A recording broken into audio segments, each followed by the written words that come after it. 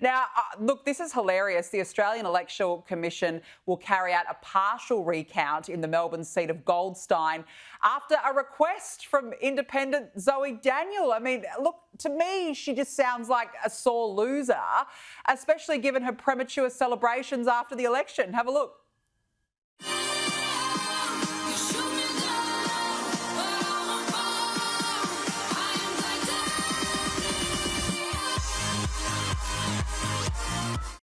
Oh, it's an absolute shocker, Tim. It's an absolute shocker every time I watch it. I cringe. But look, how embarrassing for her now. She wants a recount. The Electoral Commission said, all right, we'll give you a partial recount. I just think bow out gracefully.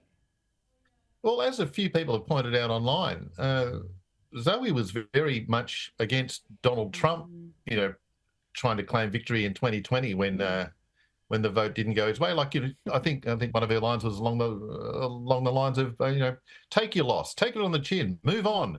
Don't be throwing the electoral process into disruption. And yet now we have exactly the same thing. But I think it all comes down to the dancing, Danica.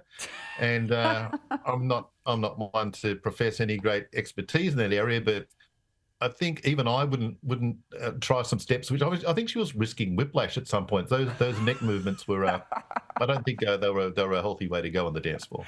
No, I mean, we don't want to, don't want to get her neck put out of a joint. She's already got a nose out of joint over the count. Can't have anything else out of joint, Tim.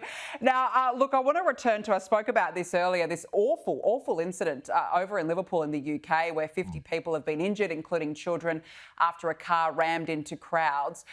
Look, Tim, it's not being treated as terrorism, but police believe it was deliberate. I can't even count how many times this sort of attack has happened in recent years. The thing is, we put up bollards here, there and everywhere, but surely it shouldn't have to come to that. It certainly shouldn't. And Liverpool is, like most larger European, especially British cities, Liverpool's fairly secure. I mean, I've wandered around there and it's kind of apparent that the place is not open generally to attack. There's a relatively large police presence. The buildings are secured. Again, just to say that in most larger European and British cities, it is just like that. So whatever lapse has occurred here to allow a van that sort of access, and we've all seen horribly, through our disbelieving eyes, we've all seen the footage.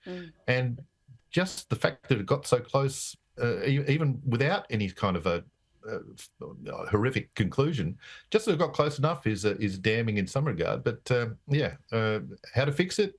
Did you lock down entire cities? Did you deny all freedoms? We don't know.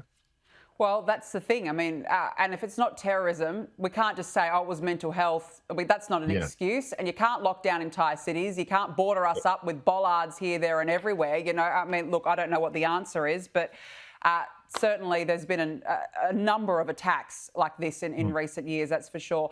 Tim, Blair, good to speak with you. Thank you so much for joining me on the show this evening. Really appreciate it.